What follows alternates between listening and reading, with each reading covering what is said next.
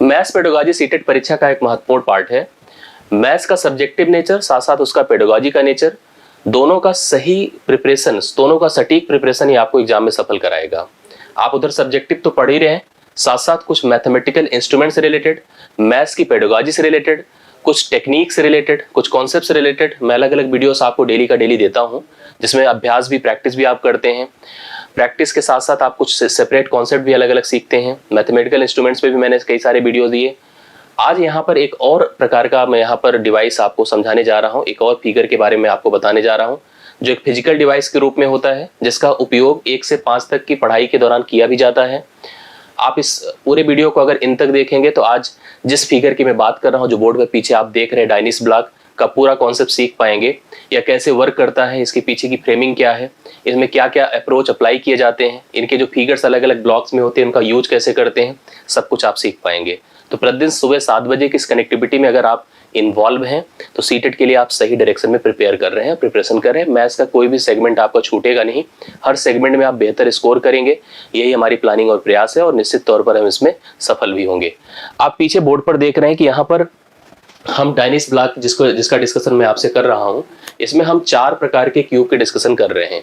पहला आपको एक स्मॉल क्यूब, जनरली क्यूब जैसे हम लोग यूज करते हैं, अक्सर आप खेल में लूडो का यूज करते हैं तो वहाँ भी क्यूब होता है, और बहुत सारे जगहों पर आप क्यूब का इस्तेमाल समझते हैं और जानते हैं। टोटल 6 सरफेसेस होते हैं, सरफेसेस के साथ साथ इनकी एजेस होती हैं। आप जैसे अगर जनरल क्यूब का आप स्ट्रक्चर समझिए, जो कुछ इस प्रकार से बनाया जाता है, अगर हम फ्रेम करें क्यूब तो कुछ इस प्रकार से क्यूब का स्ट्रक्चर क्रिएट कर पाते हैं, जो हम आपको प्रेजेंट करके तो डायरेक्ट प्रॉपरली 3D फिगर की तरह नहीं दिखा सकते, लेकिन एग्जैक्ट अपीयरेंस आपको समझ में आता है कि आपने सबसे पहले एक समतल सतह पर एक आधार या बेस जो स्क्वायर का होता है उसको आपने पुट किया। देन आफ्टर आपने क्या किया कि इसके लिए भी आपने पॉइंट किया कि आपको सबसे पहले शुरुआती 4 वर्टेक्स की नीड थी, उनको लाइन से मिलाया, और पीछे की तरफ आप ले जाकर के वैसा ही एक सरफेस जनरेट कर रहे हैं। हालांकि चारों तरफ या जितने भी इसके अलग अलग भाग हैं, आप नीचे देखिए एक सरफेस, ये देखिए एक सरफेस, इसको देखिए एक सरफेस, इधर का एक सरफेस, और इस तरह से आपने टोटल 6 सरफेसेस की बात करी, तब एक स्क्वायर का स्क्वायर क्यूब का यहाँ पर कॉन्सेप्ट आप क्लियर कर पाओगे। अब अगर हम एक स्मॉल क्यूब इस टाइप का ले लें तो इस डायनिस ब्लॉक का सबसे पहला यूनिट होता है, जिसमें आपको बता दूं कि यहाँ पर इनके ब्लॉक्स की संख्या को काउंट में रखा जाता है। इसको बेसिकली 1 यूनिट से डिक्लेयर किया जाता है। अब ऐसे ही क्यूब के ऊपर अगर हम क्यूब रखते चले जाएं तो एक रॉड बन जाता है, और अब देखो तो कितने हैं, 1 है, 2 है, 3 है, 4 है, 5 है, 6 है, 7 है, 8 है, 9 है, 10 है। अर्थात आपने 10 क्यूब रखा तो 10 क्यूब मिलकर के एक रॉड क्रिएट करता है। मतलब इसकी इकाई अगर 1 यूनिट है तो इसकी इकाई 10 यूनिट है। अब इन्हीं रॉड्स को जैसे ऊपर की तरफ लेकर एक पार्ट में गए, आप इधर भी ऐसे 10 कर लीजिए। मतलब 10 देखो, 1 2 3 4 5 6 7 8 9 10 अगर रो में देखें और 10 ही कॉलम में देखें तो कुल मिला के इसकी इकाई हो जाती है 10 गुणे 10 अर्थात 100 यूनिट। फिर जैसे रॉड्स यहाँ पर हम लोग मिला करके एक प्लेट बनाते हैं, ऐसे ही अब इनका यूज करके मतलब हम 100 एक तरह से 10 इधर साइड, 10 इधर साइड और 10 इधर साइड, नीचे ऊपर और तीनों का मिला करके हमने यहाँ पर 1000 इकाई की बात करी, तो जाकर के एक लार्ज क्यूब बनता है। कुल मिला के अपने पास 4 प्रकार के क्यूब होते हैं डायनिस ब्लॉक में। स्मॉल क्यूब है, रॉड की है, प्लेट है और लार्ज क्यूब है। इन सभी का यूज करके जो शुरुआती लेवल पर एजुकेशन होती है उसको आसान और क्रिएटिव बनाया जाता है। इसी का सिलेक्टेड क्वेश्चंस आपकी परीक्षा में दिखता है, इसके टर्म्स यूज किए जाते हैं, इसका यूज कैसे होता है भी आपको एग्जाम में क्वेश्चंस के मीडियम से दिखेगा। आप कुछ पॉइंट्स इसके नोट कर लें, जिसके बिहाफ पर आप प्रश्नों का आंसर भी इजीली कर सकेंगे। सबसे पहले इसे एक बहुआधार अंगणितीय ब्लॉक, जनरली हम इसको डिनोट करते हैं MAB, that called the multi arithmetic block कहते हैं, के रूप में भी जाना जाता है। कभी आपसे अगर मान लीजिए एक शब्द में पूछा जाए क्वेश्चन तो मल्टी मतलब MAB अर्थात मल्टी अरिथमेटिक ब्लॉक कहा जाता है, और यह पहला पॉइंट इसके रिलेटेड है। इनका उपयोग मूल रूप से बुनियादी गणित जो बेसिक मैथमेटिक्स होती है उसकी अवधारणाएं, उसके जो कॉन्सेप्ट्स होते हैं, जैसे जनरल जो मैथमेटिक्स में सबसे इंपॉर्टेंट एडिशन है, सब्ट्रैक्शन है, ठीक है, और मल्टीप्लिकेशन है, डिवीजन है, जो 4 ऑपरेशंस आप बेसिक अप्लाई ही करते हैं। साथ साथ प्लेस वैल्यू डिसाइड करना, फ्रैक्शंस को कंपेयर करना, फ्रैक्शंस को डिस्कस करना, मतलब जो जनरल मैथमेटिक्स का पार्ट है। अगर जैसे आप कह दें कि हम लोग एक टॉपिक जानते हैं बॉड मास, सुना है आप लोगों ने, जब हमें एक साथ सारे के सारे ऑपरेटर्स यूज करने होते हैं तो बॉड मास मेथड अप्लाई करते हैं। अगर हम ब्रैकेट्स को हटा दें केवल और यहाँ पर बाकी चीज़ें जो बेसिक बचती है हमारे पास, division, multiplication, addition and subtraction, इसके साथ साथ यूनिट डिजिट भी ऐड कर दें। मतलब यूनिट डिजिट क्या मतलब, आप प्लेस वैल्यू ऐड करें। प्लेस वैल्यू अगर यहाँ पर ऐड कर देते हैं, स्थानीय मान जिसको कहते हैं, तो यह कंप्लीट बन जाता है। अब आप कहोगे सर फ्रैक्शन तो है नहीं, डिवीजन हमेशा एक फ्रैक्शन ही होता है। अगर आप 8 को 2 से डिवाइड करो तो एक प्रकार से फ्रैक्शन ही बनकर सामने आया है। तो हमने डिवीजन की बात करी, मल्टीप्लिकेशंस की बात करी, एडिशन और सब्ट्रैक्शन की साथ साथ प्लेस वैल्यूज की बात करी। इन ब्लॉक का यूज करके इन 4-5 प्रकार के जो बेसिक ऑपरेशंस हैं इनको अंजाम दिया जाता है। शुरुआती दौर पर बच्चों को ये चीज़ें समझाने के लिए, मतलब ये ऑपरेशन समझाने के लिए हम इन ब्लॉक्स का यूज करते हैं। ये लकड़ी या प्लास्टिक से बने होते हैं। जैसा आप इन्वेस्टमेंट करोगे, जैसा खर्च करोगे, उसी प्रकार से मार्केट में इनकी अवेलेबिलिटी रहती है। डिजाइनिंग और अच्छे बड़े छोटे उस हिसाब से आपको मार्केट में अवेलेबल हो जाता है। जितना पैसा उसमें लगता है उनका रेट अलग अलग होता है। स्थानीय मान दिखाने के लिए 4 आकारों में आते हैं, ठीक है। इकाइयाँ, एक स्थान, जैसे मैंने आपसे सबसे पहले कहा, यह यूनिट डिजिट अर्थात 1 यूनिट को प्रेजेंट करता है। यह 10 को प्रेजेंट करता है जो रॉड बन जाता है।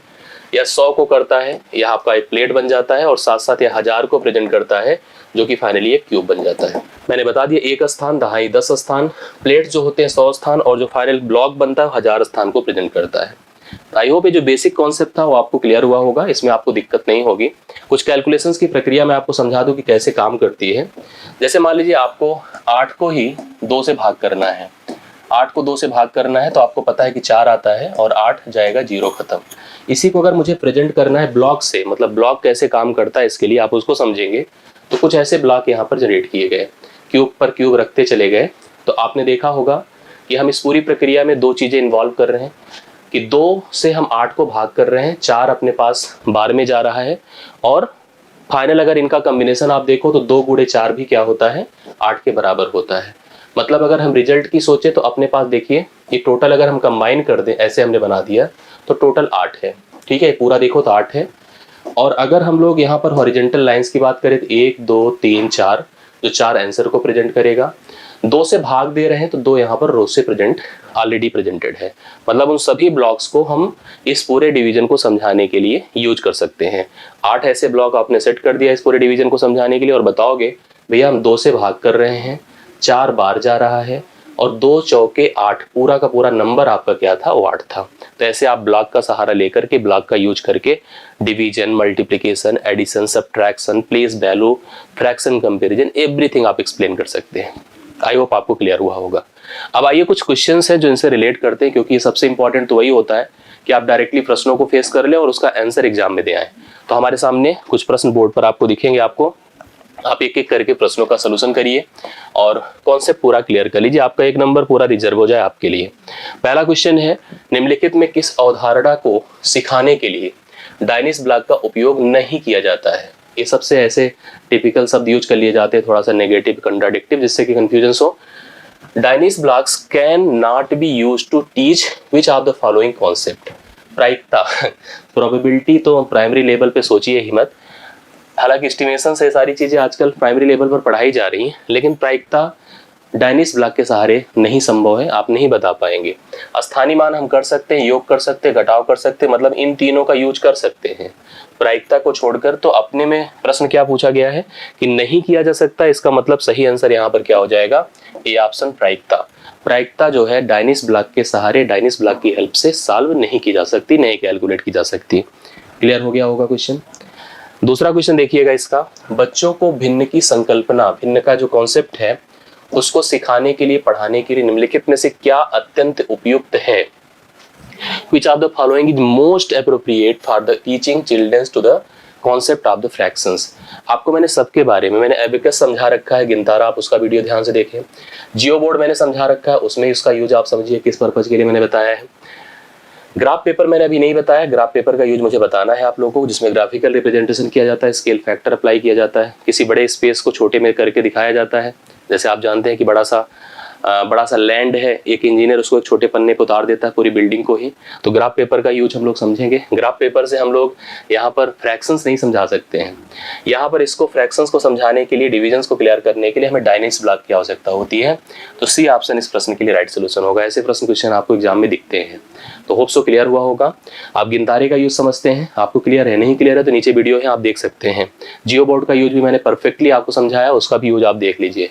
इसके बाद आप डायनिस ब्लॉक को मुझे अभी आज मैं बता ही रहा हूँ। तो डायनीज ब्लॉक बेसिकली बच्चों को फ्रैक्शंस के कॉन्सेप्ट समझाने में हेल्प करती है। तो सी ऑप्शन इस क्वेश्चन का राइट सोल्यूशन हो जाएगा। अगला देखेंगे तीसरा क्वेश्चन, निम्नलिखित में कौन सी संकल्पनाओं को डायनीज ब्लॉक के उपयोग द्वारा पढ़ाया जा सकता है। डायनीज ब्लॉक के मतलब कौन कौन से कॉन्सेप्ट यहाँ पर डायनीज ब्लॉक की हेल्प से पढ़ाया जा सकते हैं। शुरुआत से मैं पढ़ाई आ रहा हूँ, तो मुझे लग रहा है कि आप आंसर खुद भी दे सकते हैं और दे दिया करिए कमेंट बॉक्स में। योग, स्थानीय मान और आकृतियां। देखो योग तो होता है, स्थानीय मान भी होता है, बट आकृतियों को समझाया नहीं जाता है। योग, स्थानीय मान और फ्रैक्शन, बिल्कुल योग भी है, स्थानीय मान भी, फ्रैक्शन, इनको समझाया जाता है। ठीक है, आप डायनीज ब्लॉक का यूज करके addition, subtraction, multiplication, division, place values यही तो समझते हैं, जिसमें फ्रैक्शन जो होता है वो डिवीजन ही है, तो इसलिए फ्रैक्शंस भी अप्लाइड होता है। कुछ लोग के दिमाग में फ्रैक्शन तो न्यू चीज है, नहीं, फ्रैक्शन भाई डिवीजन ही है, उसके लिए अलग से क्यों सोचना। तो यहाँ पर बी ऑप्शन आपके काम का है कि डायनीज ब्लॉक का यूज करके हमें एडिशन समझाना हो, सम, प्लेस वैल्यू समझाना हो, स्थानीय मान और फ्रैक्शन समझाना हो, तो परफेक्टली हम क्लियर कर सकते हैं, बच्चों को समझा सकते हैं। योग, व्यकलन और आयतन। अब व्यकलन सब्ट्रैक्शन जिसको कहते हैं, चलो योग है, सब्ट्रैक्शन है, क्या बालू निकाल सकते हैं, नहीं कर सकते हैं। स्थानीय मान, प्लेस वैल्यूज, फ्रैक्शन और आकृतियां, आकृतियों का सहारा भी आकृतियों को भी एक्सप्लेन किया जाता है। इसके लिए सी ऑप्शन राइट सोल्यूशन है। योग, स्थानीय मान और फ्रैक्शन, एडिशन या सम, प्लेस वैल्यूज एंड फ्रैक्शन, इनका यूज, इनका जो कैलकुलेशन है, इनकी जो प्रोसेस है, उसको आप डायनीज ब्लॉक की मदद से कर सकते हैं। चौथा देखिएगा, प्राथमिक स्तर पर यह समझाने के लिए कि 1/4 1/3 से छोटा है, निम्नलिखित में कौन सी योजना सबसे अधिक उपयोगी है। देखो इसके लिए जरूरी नहीं कि हम समझे कि हमें, जैसे कुछ ऐसे कॉन्सेप्ट होते हैं जो अपनी थीम पर क्लियर होते हैं, जैसे कौन सी सबसे, निम्नलिखित में ऐसे तो पूछा जाए कौन सबसे अच्छी योजना है, तो उसका आंसर बहुत ही हो सकता है। 1/4 1/3 से कैसे छोटा है, कैसे बड़ा है, मुझे ऐसे समझाना है किसी प्राइमरी लेवल के बच्चे को, तो हम कहेंगे यार 1/4 का मतलब 1/4, 1/4, 1/3।